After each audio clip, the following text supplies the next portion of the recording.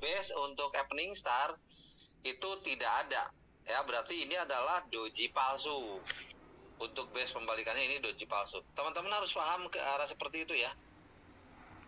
Teman-teman harus paham ke arah seperti itu. Supaya apa? Supaya nantinya teman-teman tidak terjebak. Jadi kalau misalnya melihat di time frame yang besar misalnya ada kayak doji gitu, langsung turunin aja ke time frame yang kecil. Ya, apakah memang ada sinyalnya? Kalau di sini misalnya ada yang gulping, dikonfirmasi candle merah, nah berarti bisa jadi, ya bisa jadi itu apa? Itu adalah benar-benar pembalikan. Tapi kalau misalnya dia tidak ada konfirmasi, tidak ada pola candle pembalikan, nah berarti itu adalah palsu, ya. Oke, jadi harus hati-hati. Posisi sekarang. Nah, di sini apa? Ini ada apa ini teman-teman sebelah kiri? Ini adalah ada yang namanya DBD ya, area DBD nih. Area DBD. Jadi sebenarnya di saat ini kayaknya udah bisa masuk untuk sell deh ya. Ada DBD, kita lihat aja dulu. Spread lumayan sudah tidak begitu ini ya, spreadnya sudah tidak begitu tebal, jadi agak-agak tipis. Ada dua cara untuk kompensasi, bisa kita ngambil sell di area puncak atau kita tutup ketika nanti dia turun. Ada beberapa cara. Yang terpenting teman-teman jangan sampai terlalu sering ngentry di pembalikan ketika memang belum benar-benar masuk ke area pembalikannya gitu. Oke, kita lihat di sini tuh di M1-nya juga di sini memang tidak menunjukkan pemotongan daripada EMA 7 dan 10.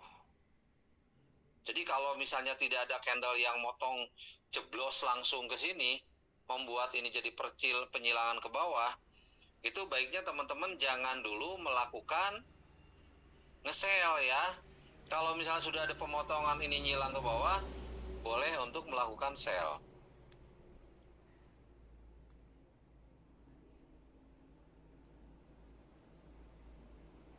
Saya sebenarnya mau edukasi, mau ngasih info tentang pola candle pembalikan ini.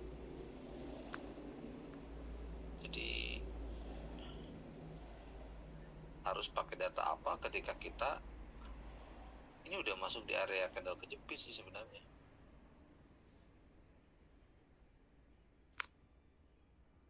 Mana sih? Tadi saya di M berapa ya? Ada candle kejepit. M15, Bah. Bukan.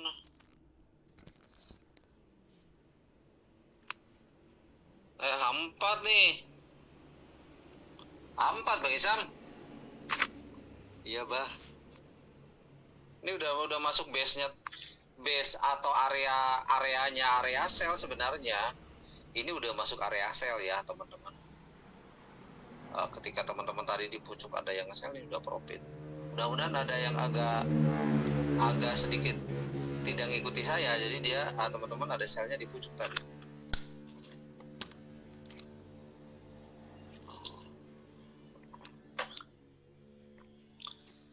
Sambil menunggu market bergerak, saya ingin memberikan beberapa info terupdate ya teman-teman. Pentingnya menguasai pola candle pembalikan.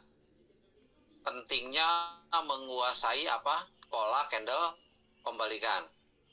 Kita harus paham pola candle pembalikan dalam transaksi ini wajib.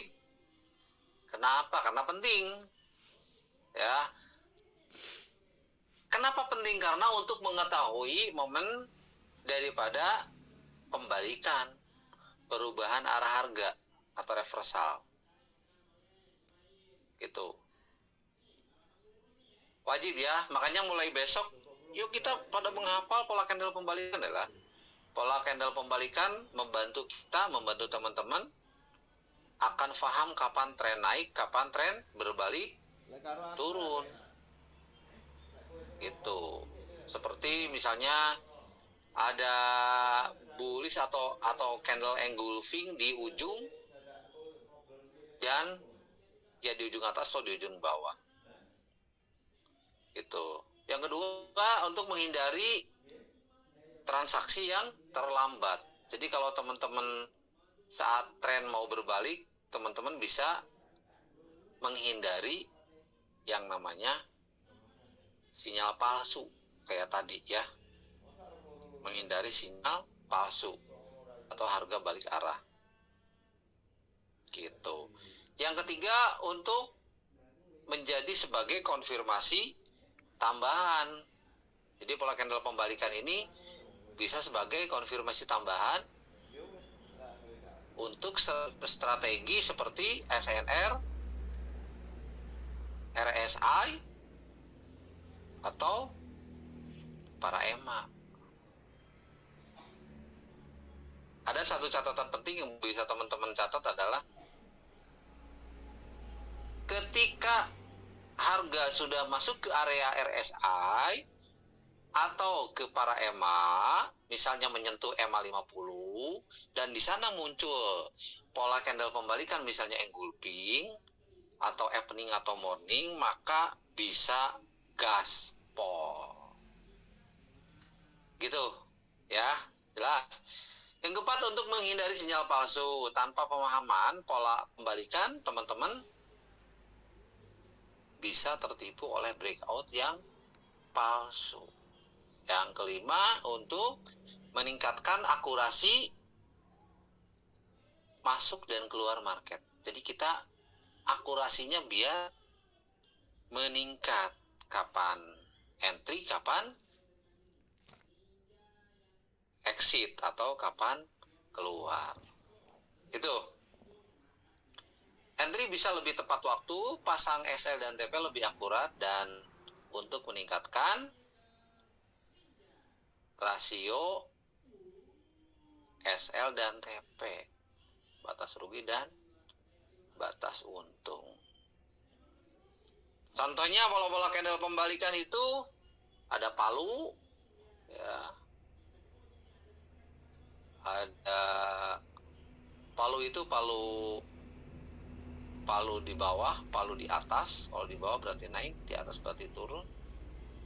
Engulfing ada bearish, ada bullish ya, naik atau turun.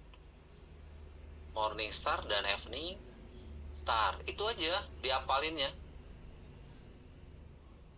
Itu, ini adalah pentingnya kita menguasai pola candle pembalikan. Makanya pada belajar candle deh ya, pada belajar pola candle. Biar apa? Biar tidak kena jebak Batman. Gitu ya teman-teman. Jadi itulah pentingnya yang namanya pola candle pembalikan. Coba deh di sini yang sekarang misalnya.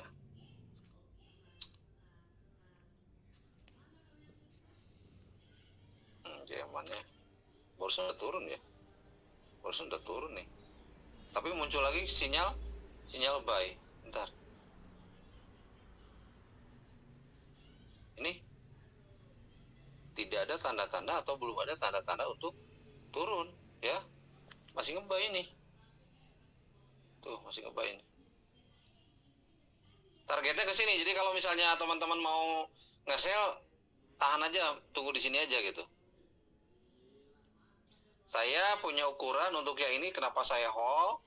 Tadi nggak sempat pasang SL 1 2. Berarti nanti saya di sini bisa ngambil untuk 3 atau 4 sell. Jadi ketika dia turun sedikit pun udah profit secara keseluruhan. Itu salah satu yang biasa saya gunakan ya. Jadi ketika terjadi jadi gini, ada beberapa cara untuk kita mengatur strategi ketika kita rugi ya. Ada yang pertama dengan menggunakan SL dan TP. Kalau tidak sempat kita pasang, maka tunggu di momentum yang terbaik untuk pembalikan juga. Dengan entryan kita ukur dulu berapa panjang atau berapa jauh tingkat kerugiannya.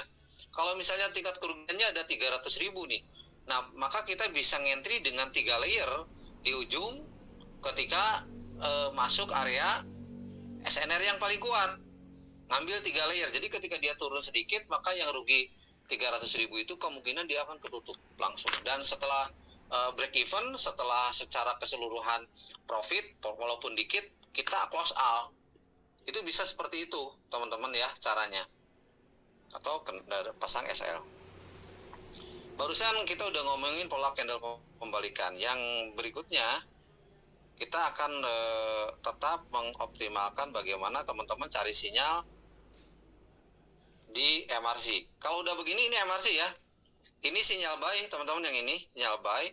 Terus yang ini sinyal buy. Ini ada dua ya. Ada dua sinyal buy di sini.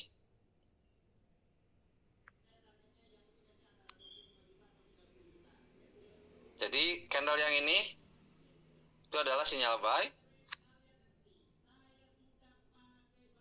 Lalu candle yang ini juga sinyal buy. Paham ya?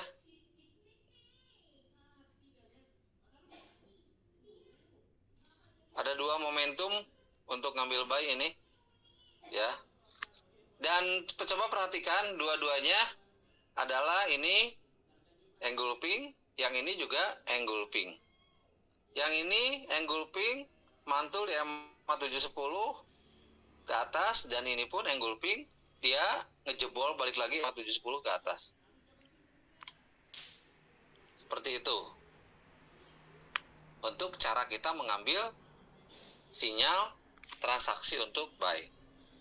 Jadi kalau kondisi seperti ini, jangan saya catatannya adalah sebelum ada satu candle yang motong bikin EMA 710-nya nyilang ke bawah, jangan dulu sell. Atau ketika ada misalnya pola-pola candle pembalikan ya, yang pola candle pembalikannya di mana dia dikonfirmasi oleh warna yang sama. Contoh misalnya engulfing dikonfirmasi warna merah belum ada, morning dan evening star dikonfirmasi warna merah juga belum ada, berarti maka kita mencari buy aja. Gitu ya teman-teman. Dengan pola ini udah jelas. Dicatat juga untuk ke depan pergerakan di hari libur Bitcoin itu yang agresifnya itu pagi-pagi hari Sabtu ya. Boleh teman-teman catat juga. Biasanya kalau teman-teman yang serius mau belajar suka nyatat ya. Biasanya. Yaitu di hari Sabtu itu kondisi market pagi-pagi itu walaupun hari libur tetap bagus ya teman-teman. Hari Sabtu itu kemarin hari Sabtu ada sampai jam 9 malah dia masih tetap agresif dan bagus. Walaupun spreadnya agak-agak, ini spread sekarang tipis banget loh teman-teman ya. Tipis banget nih sekarang spread. Enak banget. Jadi kalau mau transaksi seharusnya di kondisi yang seperti ini.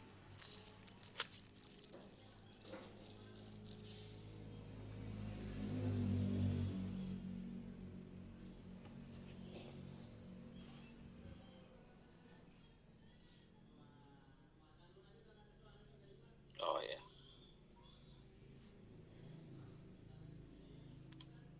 Ini area penting ya.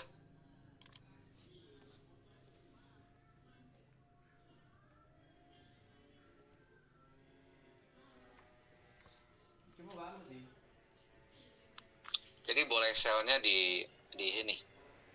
Sini aja.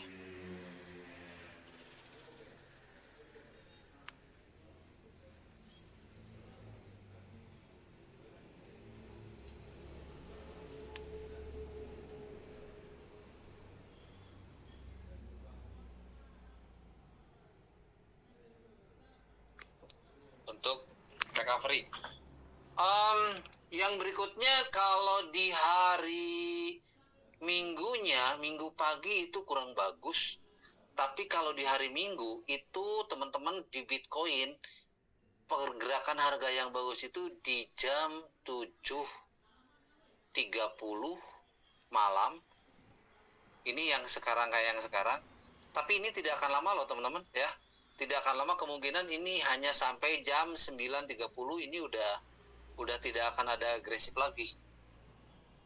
Nah, tunggu agresif yang kencengnya itu kemungkinan besok 3:30 pagi. Makanya teman-teman kalau ingin mendapatkan harga yang bagus, coba bangunnya jam 3 atau 3:30 ya.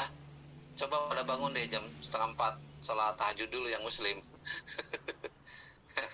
Ya, jangan sampai yang muslim bangunnya jam 5:30, wah itu pelanggaran berat.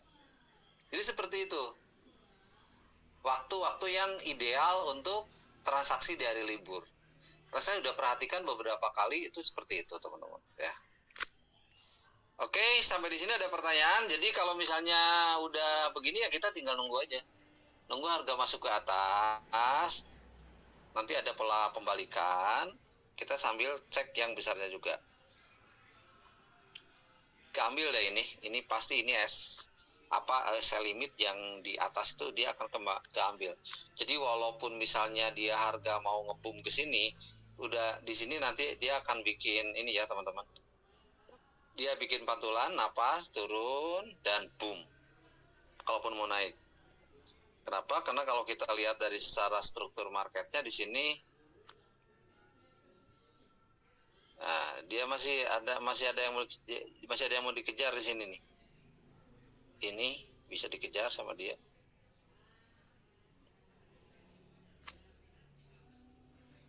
Tapi saya kira tidak akan malam ini.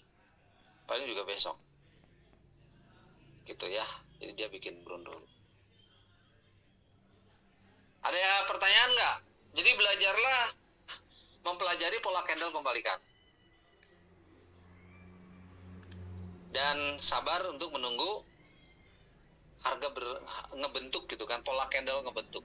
Sebenarnya dengan teman-teman mempelajari pola-pola candle itu kita udah ini ya, teman-teman. Tanpa banyak indikator pun kita udah bisa profit sebenarnya.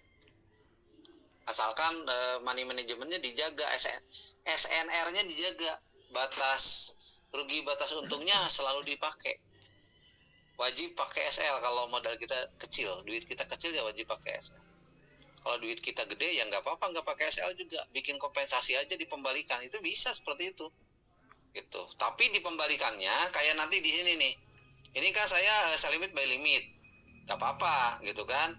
Tapi kalau teman-teman nanti pas dia udah nyampe di sini, lagi dipelototin chartnya, tunggu di M5 itu atau M1 ada pola candle pembalikan. Kalau ada bisa digaspol. Seperti itu. Gitu ya. Ada yang mau nanya silakan. Udah. Saya nih, Bah, mau tanya, Bah. Ya. Saya sering salah menempatkan SNR nih, Bah. Untuk intraday-nya di M1 ya, Bah ya. Saya sering salah. Itu kita mulai menempatkan SNR-nya itu di H1-nya dulu atau di M15-nya, Bah? Di temperan gedenya dulu, Bang. Contoh begini. Temperan yang gedenya dulu. Nah ini kan, kalau misalnya kita, coba deh saya mau hapus-hapusin deh yang bikin renyak-renyak teman-teman malah jadi puyeng.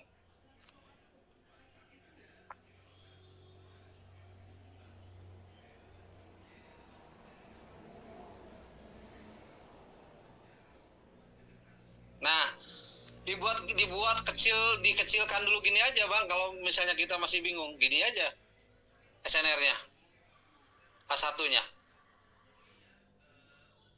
Kelihatan nggak, Bang? Kelihatan kan? Ini ujungnya.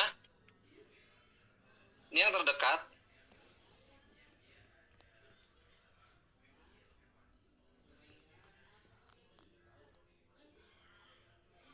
Di sini, tuh, yang runcing kan?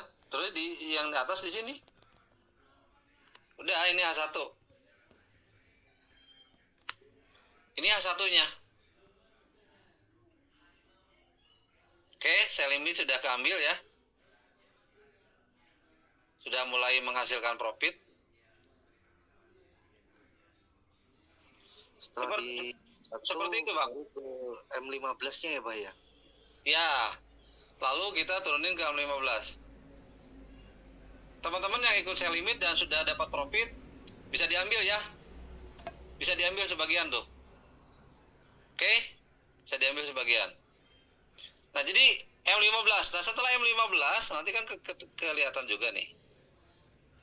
Nah, di M15-nya ada yang pendeknya. Itu untuk pantulan, untuk napas-napas pendek lah di sini misalnya. Tungguin aja. Gitu, Bang Isam. Jelas ya? Siap, Bah. Oke, yang lain ada yang mau nanya nggak sebelum saya tutup? Cukup ya teman-teman. Oke, selamat yang barusan ikut sell limit, udah dapat profit barusan, harusnya sudah diambil karena memang pergerakan ini masih kuat untuk naik, tapi ya nafasnya kemungkinan akan ada dalam dikit lah gitu kan. Oke teman-teman, untuk obrolan kita malam hari ini yang walaupun singkat tapi mudah-mudahan bermanfaat. Insya Allah besok saya ketemu dengan beberapa orang, ada tamu juga dari luar kota ya, jadi insya Allah kita besok ngopi ya. Hati-hati yang mau ke Tasik, ada di sini orangnya, saya tidak akan sebutkan namanya. Mudah-mudahan lancar di perjalanannya Mas ya. Oke, terima kasih. Maaf, satu tutup. Assalamualaikum warahmatullahi wabarakatuh.